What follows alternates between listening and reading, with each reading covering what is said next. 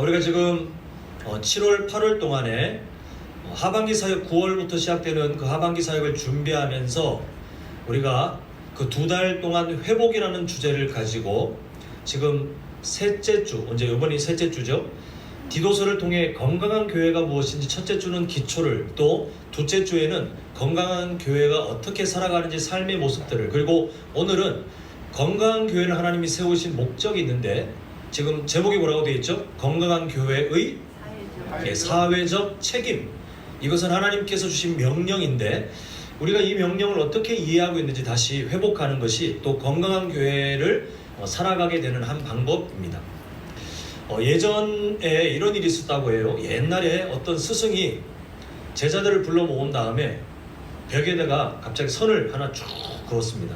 그러고는 제자들한테 문제를 내기를, 야, 너희들 이 선에, 내가 그은 이 선에 손대지 말고 이 선을 짧게 만들어 보아라 라고 했더니 제자들이 뭐 어떻게 하라는 거야 막 할 때 어떤 제자가 나와가지고 스승 손에 들려진 그 분필을 딱 뺐더니 스승이 그은 선 옆에다가 그거보다 더 긴 선을 딱 긋고는, 스승님, 이 선이 이제 짧은 선이 되었습니다, 이렇게 대답하니까 그 스승이 창의적인 답을 한 그 제자를 칭찬했다, 이제 그런 예화가 있더라고요.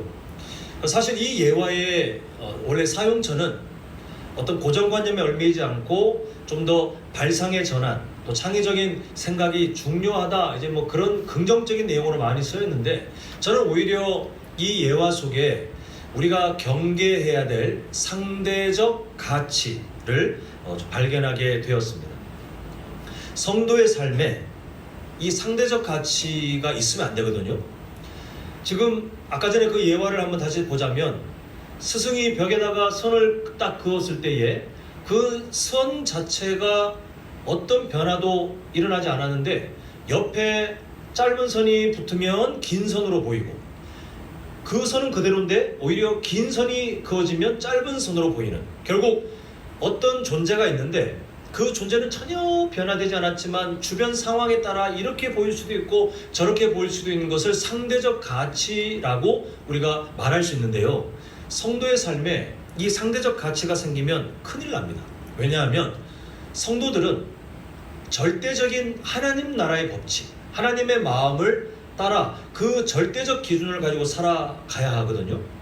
근데 이 상대적 가치에 젖어 살게 되면 어떤 현상들이 있냐면, 그 중에 하나, 오늘 좀 주목할 함정 중에 하나가 뭐냐면, 나는 그대로인데, 아까 우리가 예화로 보았잖아요. 벽에 그어진 선은 그대로 있는데 나는 그냥 그대로 두고 나보다 못한 존재를 찾기 시작합니다. 그러니까 내가 발전하고 더 잘하려면 내가 지금 나를 건드려야 되잖아요. 근데 나는 건드리지 않고, 나에 대해서는 투자하지 않고 나보다 못한 존재를 찾기 시작해요. 그러면서 근거 없는 영적인 우월감에 취하기 시작합니다.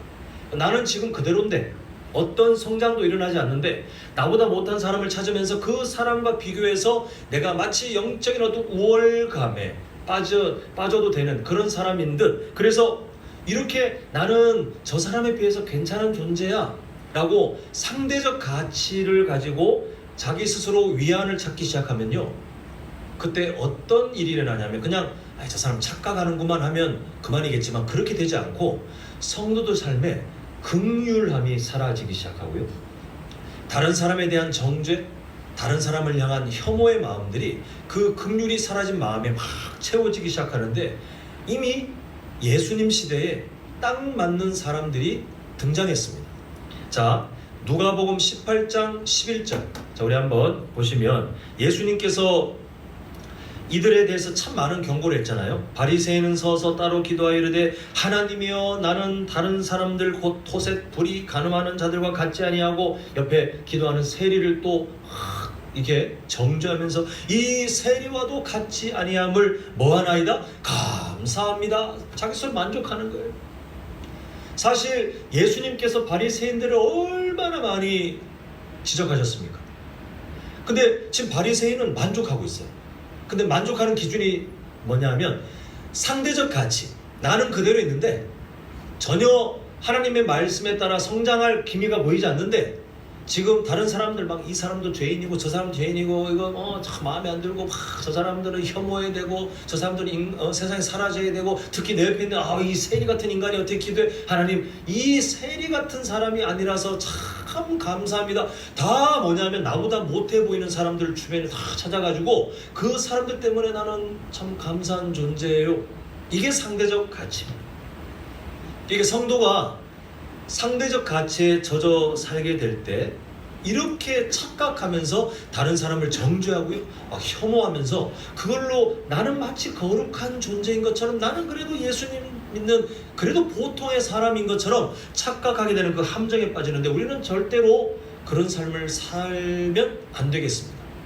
자, 그렇다면 우리가 어떻게 해야 이 상대적 가치의 유혹을 이겨내고 우리가 건강한 교회 삶을 살아갈 수 있게 되는지 세 가지 영적 교훈을 통해 살펴보고자 합니다. 먼저 첫 번째 제목을 함께 읽겠습니다. 자, 시작. 전적 타락 상태였던 과거를 잊지 말아야. 우리 과거에 작년 여름이죠. 그때 칼빈주의 5대 강령 기억나시죠?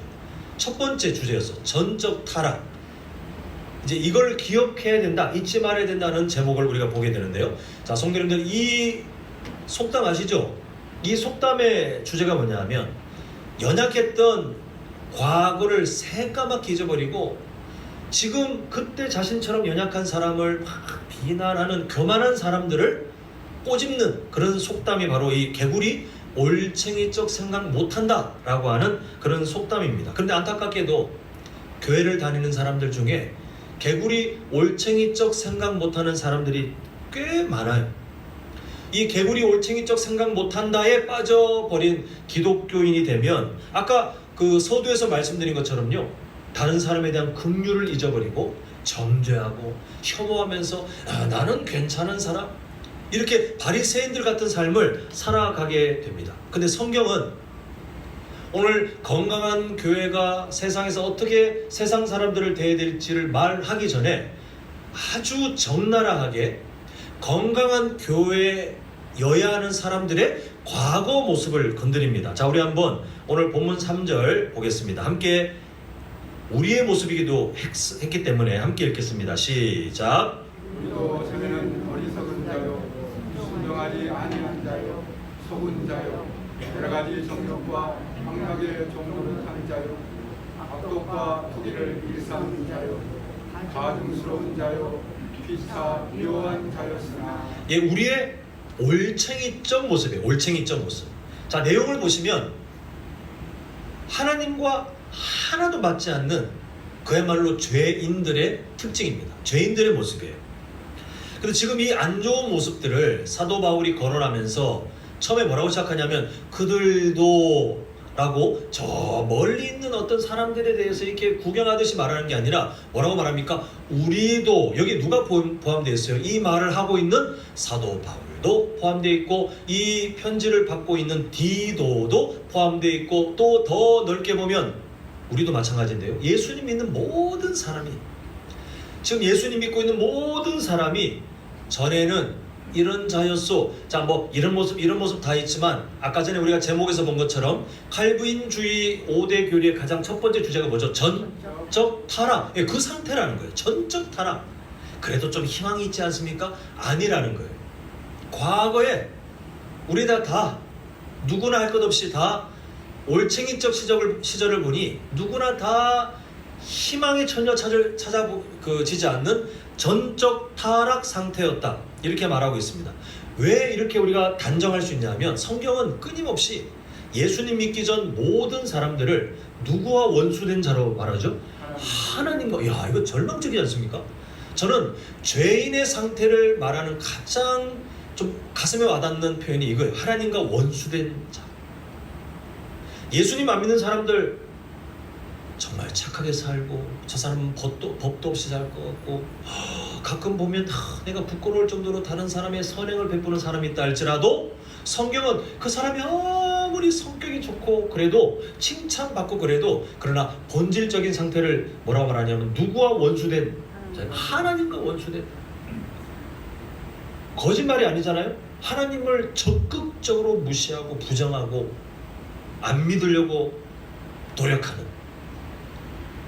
그렇게 의지를 가지고 사는 그 원수된 존재. 근데 이게 세상 사람들에 대해서 우리가 구경하는 그게 아니라 우리도 예전에 그런 존재였다라고 하는데, 이 전적 타락 상태였던 우리의 올챙이적 상태를 잊어버리잖아요. 아까 처음에 말씀드린 것처럼 그때 성도의 마음에 뭐가 사라지기 시작하면 긍휼한 마음이 사라지기 시작해요. 아주 좋은 예가 예수님께서 말씀하신 그 1만 달란트 빚진 자의 이야기입니다. 천문학적인 금액 아니에요. 절대 갚을 수 없는. 그런데 임금이 불쌍히 여겨서 그 1만 달란트라고 하는 어마어마한 금액을 탕감해 줬을 때, 그 다음에 이 탕감받은 사람이 했던 일이 뭡니까? 자기에게 얼마 되지도 않는 일상적인 빚을 진 사람에게 가지고 막 포악하게 결국 감옥에 집어넣어 버리는. 뭘 잃어버렸습니까? 마음의 긍휼이 사라졌어요. 1만 달란트를 탕감받았다는, 그 자기가 원래 1만 달란트 빚진 회생 불가한 그런 전적 타락 상태였다는 것을 기억했다면 자기에게 작은 빚을 진 사람에게 긍휼을 생각했을 텐데, 그게 사라지게 된 것을 우리가 예수님의 비유를 통해서 알게 돼요. 사랑하는 성도 여러분, 건강한 교회로 자라가야 될 우리에게 하나님께서 사도 바울의 그 글을 빌려서 너희는 원래 전적 타락 상태였다. 지금 눈에 보이시는 3절 내용이 그거 아닙니까? 전적 타락 상태였다. 하나님, 저는 저런 적이 없는데 이건 우리의 착각이고요. 너는 나에게 원래 원수된 존재였다를 깨우쳐 주시는 그 이유가 뭐냐 하면, 이걸 알아야 영적 우월감을 피할 수 있어요. 이걸 잊지 않아야 우리가 영적 우월감을 피해서 다른 사람에게 가져야 될 긍휼을 우리가 붙들고 살 수 있기 때문에 하나님께서는 다시 한번 우리도 라고 사도 바울의 그 고백과 함께 우리가 그 고백에 동참하기를 지금 요청하고 계십니다. 그 잘 생각해 보면요, 우리가 지금 세상 사람들을 보면 우리가 저들보다 먼저 예수님 믿게 된 것은요, 똑똑히 기억하셔야 됩니다. 우리가 저 사람들보다 뭔가 좀 나아서 뭔가 좀 괜찮은 구석이 있기 때문에가 아니라는 거예요. 저 사람들이 아직, 세상 사람들이 예수님을 안 믿고 있는, 때로는 성경에 반하는 그 진리에 반대되는 삶을 막 선택할 때 우리가 마음에 막 때로는 혐오감이 느껴지는 대상들도 있잖아요. 그러면 안 된다는 걸 지금 성경이 말씀하고 있는데, 우리가 그 사람들을 볼 때 마치 나는 그래도 좀 괜찮아서 지금 미리 예수님 믿고 있고 저 사람들은 버림받은 존재 같고, 그게 아니라 그 순서는 하나님의 섭리에 따라 결정된 거지 우리하고 아무 상관이 없다. 하나님의 뜻이 순서를 바꿀 수도 있다는 거예요. 우리가 지금 하나님과 원수된 자로 세상을 돌아다니고 지금 성도님들은 이 자리에 앉아서 예배하는 귀한 삶을 살고 있지만 그렇지 않았을 수도 있다는 거예요. 시점상 우리가 손가락질하면 저것들 지옥 가야 될 것들, 이렇게 생각할 그 사람이 지금 하나님 앞에 하나님의 자녀로 예배하고 있고, 우리가 지금 하나님과 원수된 자로 영원히 그 피할 수 없는 그 영원한 벌에 당첨된 자로 살고 있을 수 있는, 그러니까 우리가 뭔가가 잘나서가 아니라는 것을 성경은 우리에게 말씀하고 있습니다. 다만 하나님의 뜻, 하나님의 그 선하신 뜻이 그냥 여러 사람들 중에 우리를 시점상, 시기상으로 먼저 부르셔서 구원해 주신 하나님의 은혜의 동아줄이라는 표현을 이따 제가 또 쓸 텐데, 하나님께서 하늘로부터 은혜의 동아줄을 딱 보내주셔서 너 이거만 잡으면 돼, 너 아무것도 할 거 없어, 그렇게 해주셨기 때문에 지금 우리가 구원받았다라는 사실을 먼저 기억하도록 하고 있습니다. 이걸 알아야 우리는 긍휼을 잃어버리잖아요. 바라기를 우리 성도님들께서 이 말세의 흐름에 막 휩싸여가지고 바리새인들처럼 정죄하고 비난하고 혐오하고, 우리 교회 안에서 사이좋지 않다 이걸 말하는 게 아니라 세상을 향해서입니다. 그렇게 사는 존재가 아니라 나도 원래는 전적 타락, 나도 원래는 그런 상태였으나 하나님께서 나를 은혜로 구원하셨기에 내가 이 자리에 있구나, 이걸 꼭 기억하셔서 긍휼을 잃어버리지 않는 우리 모두가 될 수 있기를 간절히 소망합니다. 자, 두 번째 제목 함께 읽겠습니다. 시작. 우리는 은혜 때문에 누구로 살 수 있다고요? 하나님의 자녀로 살 수 있습니다. 아까 전에는 과거를 기억했다면 지금 현재를 한번 보라는 거예요. 현재. 내가 지금 하나님의 자녀로 살고 있는데 그게 내가 뭔가 잘나서로 착각할 것이 아니라 하나님의 뭐 때문에? 은혜 때문에 나는 지금도 하나님의 자녀로 사는 자격을 얻게 되었다는 것입니다. 사실 우리가 지난 일주일의 삶만 돌아봐도 하나님의 자녀라고 하는 그 타이틀이 좀 부끄러울 때가 참 많지 않았습니까? 만약 우리는 하나님이 그렇지 않으실 것을 알고는 있지만 그냥 생각으로 하나님이 딱 나타나셔서 야, 너 지금까지 살고 보니까 내가 아무리 참아주고 기다려도 아직도 너는 다른 사람을 사랑하지 않고 아직도 너는 내 나라의 법칙을 이해하지 못하고 내가 너 안 되겠어, 하나님의 자녀라는 타이틀을 박탈하겠다 라고 할 때 우리가 막 대들면서 내가 뭘 잘못했는데요? 라고 할 수 없을 만큼 우리는 그렇게 부족한 사람인 것을 아마 다 겸손하게 아실 것입니다. 그런데 오늘 본문을 보니까 하나님께서 우리에게 그런 어떤 염려도 하지 않도록 아주 강력한 하나님의 사랑 표현을 기록해 놓으셨는데요. 자, 우리 4절 5절 보시면 우리 구주 하나님의 자비와 사람 사랑하심이 나타날 때 우리를 뭐 하셨다고요? 구원하셔서 우리가 행한 바 의로운 행위로 말미암지 아니하고 우리가 원래 행하는 의로운 행위로 내가 너를 구원하겠다고 우리 다 탈락이거든요. 근데 하나님이 그렇게 안 하고 그 다음에 뭐라고 됐습니까? 오직 긍휼부터 읽습니다. 시작. 오직 그의 긍휼하심을 따라 중생의 씻음과 성령의 새롭게 하심으로 뭘 하셨냐면 우리를 구원하셨다는 거예요. 현재 내가 하나님의 자녀로 살고 있는 그 일을 보니까 하나님이 그렇게 일을 행하셨다 합니다. 세상의 종교, 세상의 철학은요 자꾸만 사다리를 가르쳐요. 사다리. 자, 여기 이렇게 살아가면 사다리를 하나하나 만들 수 있고 그 사다리를 당신이 이걸 행하면 이런 행동을 하고 뭘 이룩하고 하면 하나하나 올라가서 결국은 구원에 도달하고 결국은 신적인 존재가 되고 결국은 깨달음에 도달하게 될 것입니다라고 사다리를 가르칩니다. 그런데 예수님의 복음은 사다리가 아니라 하늘로부터 내려오는 하나님의 은혜 동아줄을 보게 해요. 그 세상의 가르침은 인간의 행위가 어떤 수준에 도달하면 구원을 얻을 거라고 자꾸만 올라가는 방식의 사다리를 말하고 있지만 복음은 그렇지 않다라고요. 여러분, 만약에 뭐 그런 해상사고 일어나면 안 되겠지만 성도님들 중에 만약에 여수의 앞바다에 가서 배를 탔는데 하필 그 배가 파손돼서 구명 그 튜브 있죠, 조끼 안에 입고 뭐 불에 둥둥 떠 있는데 이제 내가 물에 가라앉지 않았으니 이대로 살아야지, 그런 성도님 계십니까? 빨리 누가 와서 나를 바다에서 건져주길 바라시겠죠. 근데 그때 119 구급 그 헬기가 와가지고 밧줄을 내리면서 겨드랑이에 끼라고 할 때 성도님이 그 헬기에 몸을 싣고 무트로 땅으로 다시 가게 될 때 성도님의 능력이 뭐가 필요하겠습니까? 할 게 아무것도 없어요. 그냥 그 헬기에서 내려오는 밧줄이 내 몸을 맡기기에 충분히 튼튼하고 내가 저 헬기가 붕 뜰 때 바다에서 내 몸이 끌어올라갈 때 내 몸이 결국은 땅 위에 무사히 갈 것을 믿고 그냥 가만히 맡기고 있으면 되는 거 아니에요? 하나님께서 우리에게 알려주시는 예수 그리스도의 복음이 그걸 말하고 있어요. 사다리 만들어가지고 이루지도 못할 행위, 뭘 하고 뭘 이렇게 올라가면 너 나중에 구원을 받을 수도 있어. 복음은 그게 아니라 그냥 일방적으로 하나님께로부터 내려온 은혜의 동아줄을 내 몸에 감고 하나님이 나를 끌어올려 주시면 그냥 가만히 맡겨서 정신 차리고 보니 구원받았네, 정신 차리고 보니 하나님의 자녀로 내가 살고 있는 자격을 얻고 있는, 이게 성도의 삶, 교회의 삶이거든요. 인간의 어떤 행위로도, 그래서 오늘 이 말씀을 봐도 인간의 어떤 행위로도가 강조되지 않고 있는 것을 보게 됩니다.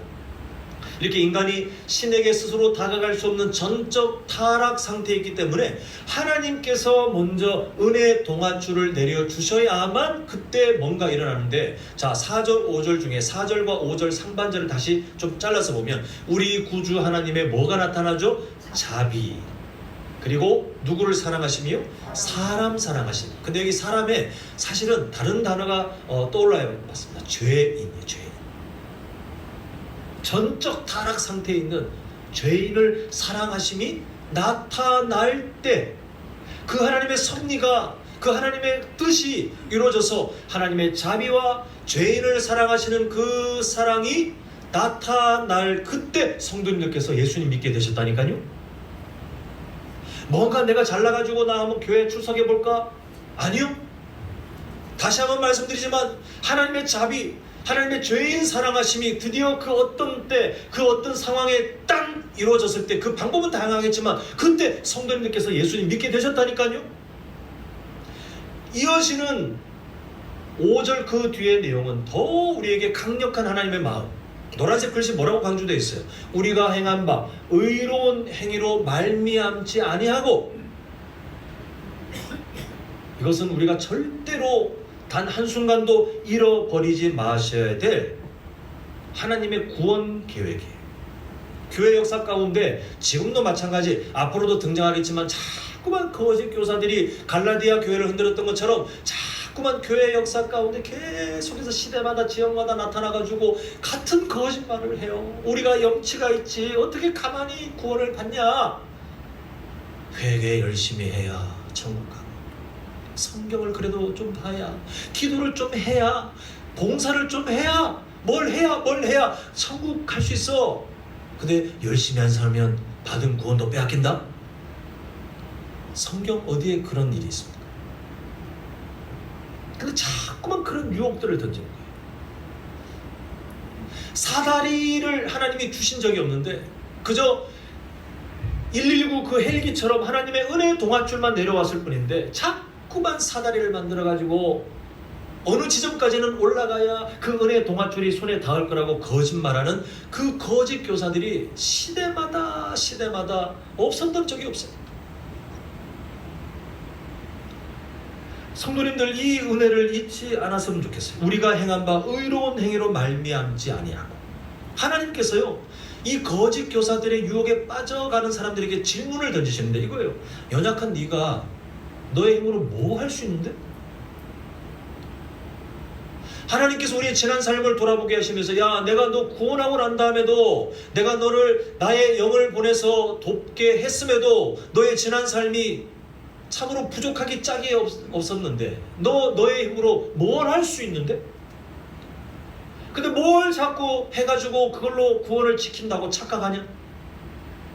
하나님이 그 마음을 담아 지금 보고 계시는 그 말씀처럼 우리가 행한 바 의로운 행위로 말미암지 않고, 그 다음에 강력한 약속이 있잖아요. 오직 누구의 긍휼하심이에요? 하나님의 긍휼하심이. 이건 바뀌지가 않잖아요.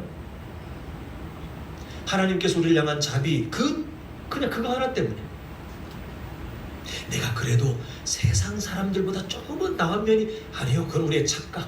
우리는 똑같이 전적 타락. 근데 하나님께서 그냥 자비와, 4절 처음에 있던 것처럼 자비와 죄인 사랑하시는 그 마음, 그걸 우리에게 부어주셨기 때문에 우리가 구원을 얻었고 지금 하나님의 자녀라고 하는 엄청난 특권을 허락받아 지금 살고 있다라고 성경을 말씀하고 있습니다. 이것이 복음이에요. 이게 예수 그리스도를 통해 이 땅에 선포된 복음의 핵심 내용이에요. 이 놀라운 은혜, 이 복음을 아는 사람들은요 더 이상 율법적인 신앙생활에 속아 넘어가지 않아요. 그것으로 만족하고 그것으로 뭔가를 이룰 것처럼 자신을 속이지 않습니다. 그리고 이것을 해야 구원받고 저것을 하면 내가 벌받고, 이런 노예의 마음이죠. 눈치 보면서 하나님과 친밀한 관계는커녕 하나님을 두려워하고 맨날 눈치 보고 그렇게 사는 삶을 선택하지 않아요. 그냥 하나님, 다 모든 것이 하나님의 은혜입니다. 내가 이 자리에 있게 된 것도 하나님의 은혜, 내가 여전히 연약하지만 하나님의 자녀로 살고 있는 것도 하나님의 은혜, 앞으로도 나는 여전히 연약할 것이지만 그러나 의심할 바 없이 하나님의 손에 붙들려 살 것을 내가 확신하는 것도 하나님의 은혜, 이 신앙 고백만 하고 사는 것이 성도의 삶이에요. 이걸 잊지 않잖아요? 그러면요, 우리가 세상 다른 사람을 대할 때 관대해지고 긍휼한 마음이 나타나고요, 하나님께서 우리에게 가지셨던 그 자비, 하나님께서 하나님의 공의로만 우리를 바라보셨으면 얼마나 우리가 혐오의 대상이겠습니까? 근데 하나님께서 우리를 혐오하지 않으시고 우리를 저주받아 마땅한 존재로 여기지 않으시고 사랑으로 바라보신 것처럼 우리 역시 그 현재 은혜를 알고 살면 다른 사람을 그렇게 바라보는 거예요. 우리가 누구를 혐오합니까? 바리새인들처럼 우리가 누구를 깔보면서 우리가 만족을 누려야 되겠습니까? 이거는 복음하고 상관이 없는 인생이에요.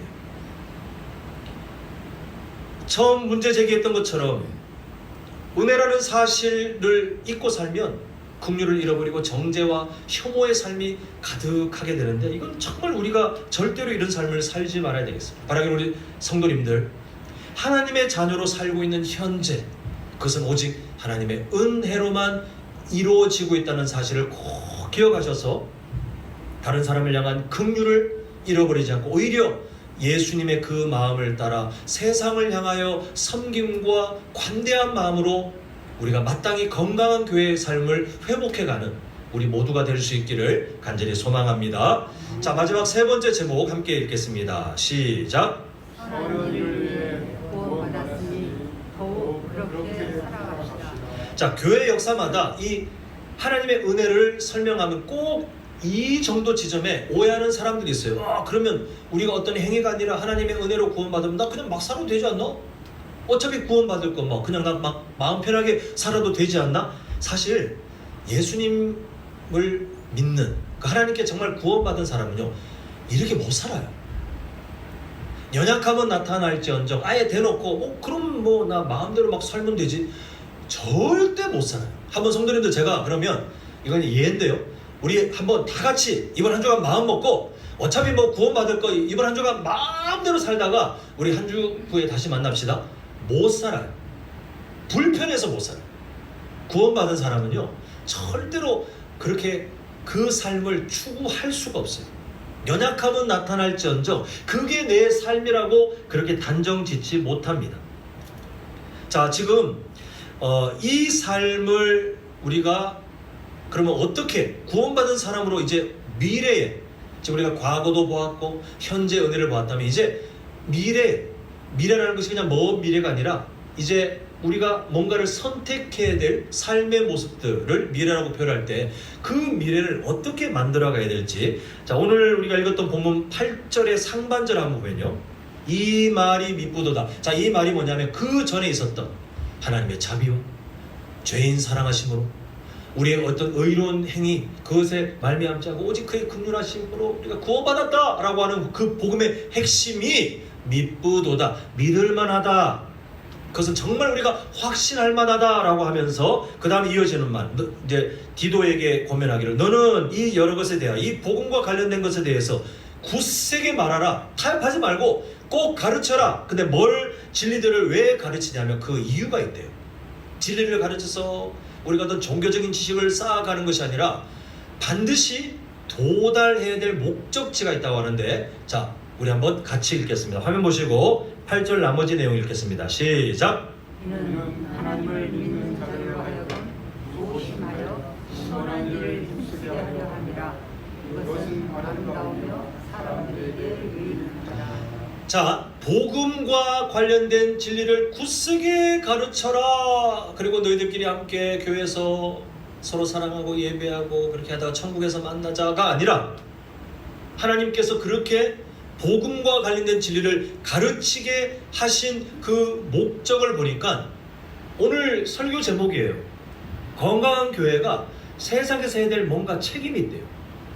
그걸 보니 하나님을 믿는 자들로 하여금 조심하여, 그 다음에 뭐라고 강조되어 있죠? 노란색 글씨로 선한 일을 뭐하게? 이게 건강한 교회. 우리가 뭔가 이것저것 다 생각하고 나중에 조금 힘이 남았을 때 그래도 우리가 세상을 향해서 뭔가는 좀 해야 되지 않을까가 아니라 아예 복음의 진리를 가르치는 그 이유가 세상 속에서 선한 일을 하도록 힘써서 하도록 가르치는데요. 지금 이 내용을 우리는 구원의 균형으로 잘 이해하셔야 돼요.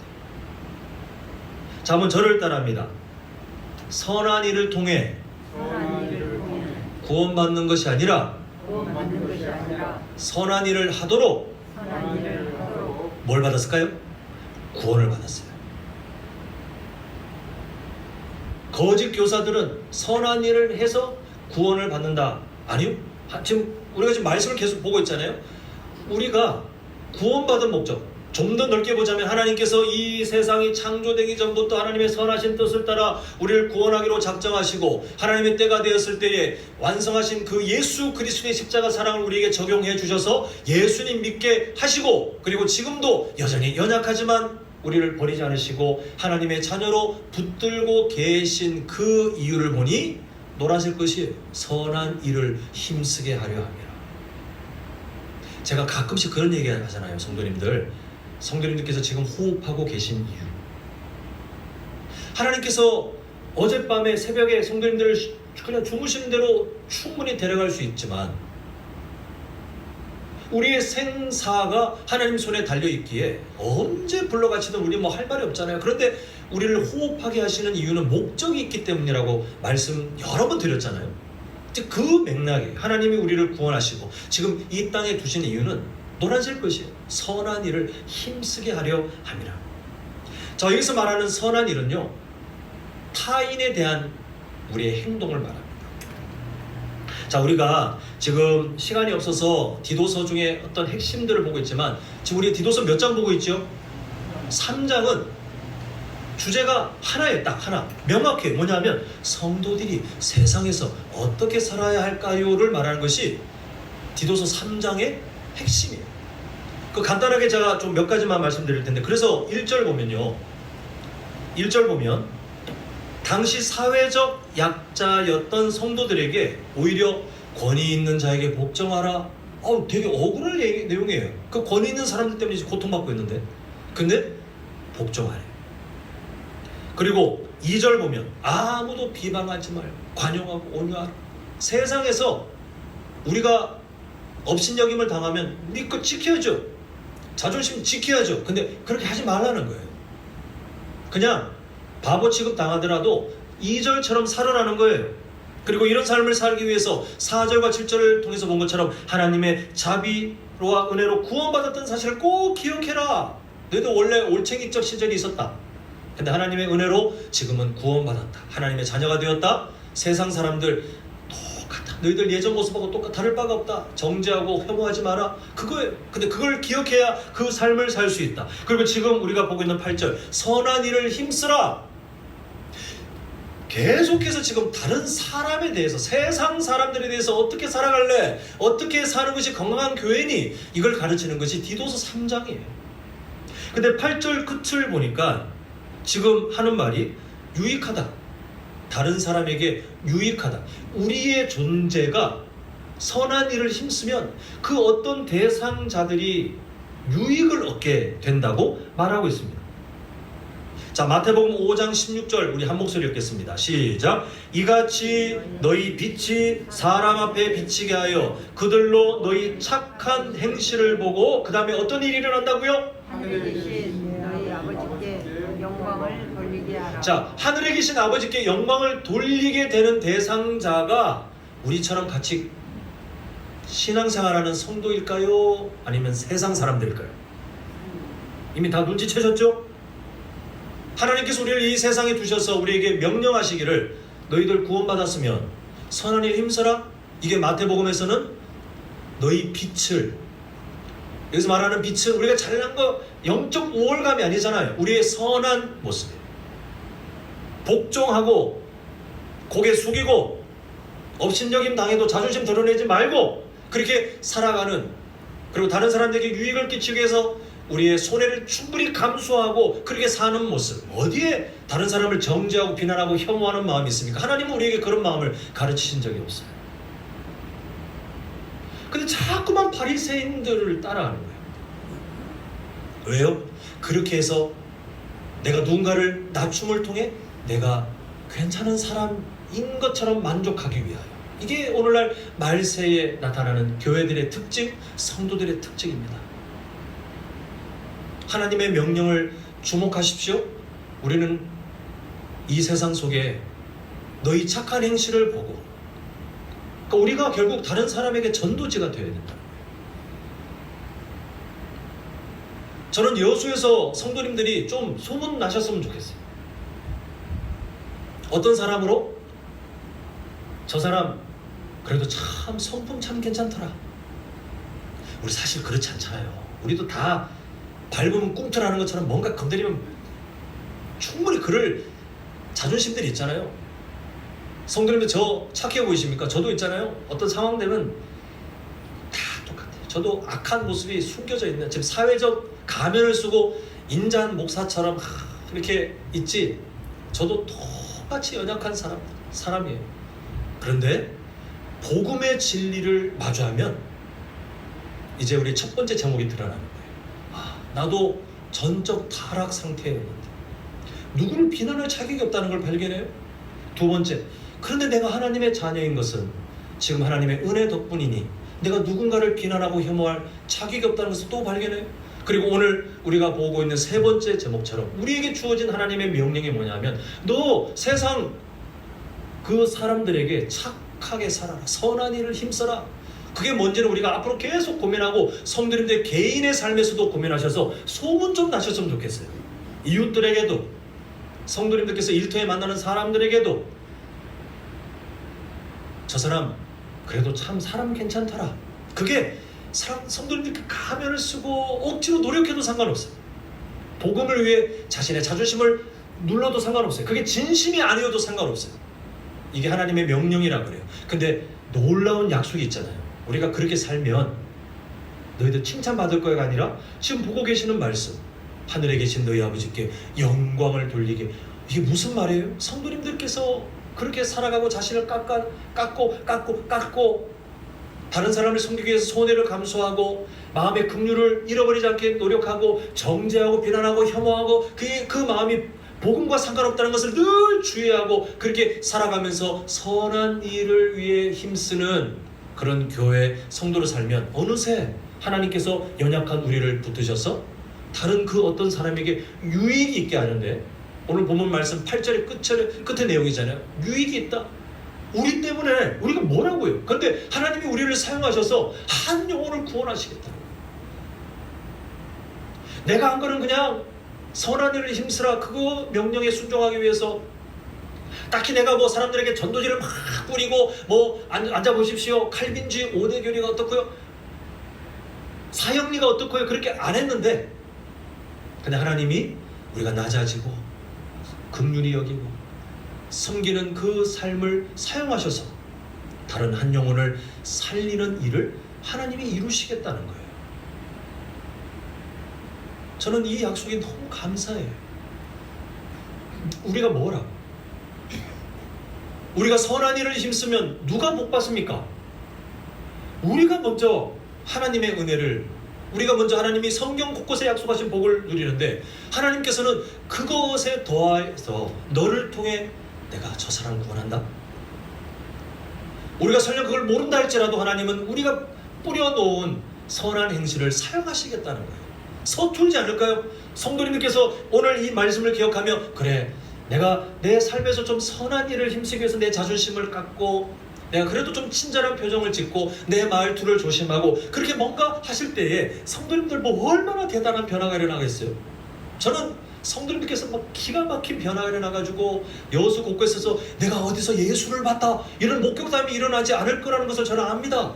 우리는 큰 차이가 없을 거예요. 그러나 하나님은 서툰 우리를 통해 역사하신다는 거예요. 이제 말씀을 맺을까 합니다. 오늘날 어떤 교회로 살지 하나님이 우리를 부르고 계세요. 우리는 건강한 교회, 무관심한 성도가 될 수도 있고, 디도서를 통해 보았던 것처럼 건강한 교회를 다시 꿈꾸고 우리 교회가 지금까지 함께 믿음의 동역자들과 함께 살아왔는데 이 76년의 세월을 넘어 더 하나님께서 부르시는 그 자리로 달려갈 때에 우리가 더 건강한 교회가 되었으면 좋겠다, 이게 사모할 수도 있는 그런 선택지가 있습니다. 어떤 삶을 살고 싶으십니까? 건강한 교회, 무관심한 교회 성도가 되어서 바리새인들처럼 다른 사람을 비난하고 정죄하고 혐오하면서 오히려 나는 괜찮은 사람인 것처럼 착각하다가 하나님의 마음을 잃어버리고 긍휼을 잃어버린 그런 교회 성도가 되고 싶으십니까? 아니면 오늘 우리가 함께 나눈 것처럼 전적 타락 상태였던 나의 과거가 있고 현재 연약하지만 하나님의 은혜 때문에 내가 하나님의 자녀로 살고 있고, 그리고 하나님이 나에게 건강한 교회 그 비전을 주신 것은 연약한 나를 통해 역사하실 하나님의 약속이 있음을 기억하는 그런 성도가 되고 싶으십니까? 우리는 반드시 후자, 건강한 교회를 꿈꾸고 사는 복된 성도가 되어야 될 것입니다. 자, 우리 함께 보았던 세 가지 그 제목들만 한번 좀 다시 기억해 보는데요. 함께 읽겠습니다. 자, 시작. 전적 타락 상태였던 과거를 잊지 말아야 합니다. 잊지 마십시오. 잊는 순간 긍휼이 사라져요. 자, 두 번째, 시작. 우리는 은혜 때문에 하나님의 자녀로 살 수 있습니다. 우리의 현재가 그렇다는 거예요. 자, 마지막 세 번째, 하나님이 주신 사명입니다. 자, 함께 읽습니다. 시작. 선한 일을 위해 구원받았으니 더욱 그렇게 살아갑시다. 자, 여기에 하나님이 주신 하나님 나라의 통치 법칙이 딱 세워졌는데 뭐냐면요, 지금 보고 계시는 세 번째 삶이 안 된다, 그럼 앞에 첫 번째, 두 번째가 지금 무너져 있다는 거예요. 성도님의 삶에 긍휼이 없고 정죄하고 비난하고 어떤 대상을 혐오하는 그런 마음이 자꾸 일어나는 바리새인 같은 마음이 나도 모르게 막 일어나고 있고 그걸로 만족하고 싶다? 그러면 뭐예요? 첫 번째, 내가 전적 타락 상태였다는 사실을 잊어버렸어요. 지금 내가 하나님의 자녀로 살고 있는 게 내가 꽤 괜찮은 존재인 것처럼 착각하고 있다는 거예요. 빨리 돌이켜야 돼요. 근데 반대로 우리가 전적 타락 상태였다는 것을 기억하고, 또 지금 내가 하나님의 자녀로 살고 있는 것이 내가 뭔가 잘나서가 아니라 하나님의 은혜 덕분인 것을 알잖아요. 그러면 자동적으로 거기서부터 하나님께로부터 내려오는 은혜가, 그 능력이 우리의 삶을 붙드셔서 어떤 삶을 살게 하냐면, 지금 눈에 화면으로 보고 계시는 것처럼 선한 일을 위해서 우리가 구원받았는데 하나님이 그냥 던져놓고 야, 너 내가 말하는 실적을 갖고 오면 내가 너에게 복을 주고가 아니라 이 삶을 살도록 누가 도우시는 거예요? 하나님이 도우시는 거예요. 우리는 그 약속을 마주하고 있습니다. 주님께서 오시는 그날까지 우리 교회가 이런 교회가 되었으면 좋겠어요. 이렇게 말씀을 전하고 있지만 저는 이미 예상합니다. 제가 이렇게 말씀을 전하고 이 말씀에 하나도 부족함이 없는 삶을 안 살 거라는 거, 못 살 거라는 것을 저는 이미 알고 있습니다. 근데 우리 다 마찬가지지만 괜찮아요. 그래서 우리가 하나님 앞에 매일마다 엎드려 기도하면 되는 거예요. 하나님, 세상 속에 우리 교회가 선한 일을 힘쓰는 교회가 되게 하시고, 무엇보다 제 자신이 전적 타락 상태였던 과거를 잊지 않고 현재 하나님의 은혜 때문에 하나님의 자녀로 살고 있다는 것을 기억하게 하셔서 마음의 긍휼함이 사라지지 않게 하시고, 내 삶의 정죄와 혐오는 사라지게 하시고, 나를 사랑하셨던 그 하나님의 사랑을 품고 이 세상을 향해 나아가서 착한 행실을 통해 다른 한 영혼이 주님께 돌아오는 일을 하나님이 친히 이루어 주시옵소서. 이게 우리의 기도 제목이 되면 누가 역사하십니까? 하나님이 역사하십니다. 하나님이 우리를 통해 영광 받으실 것입니다.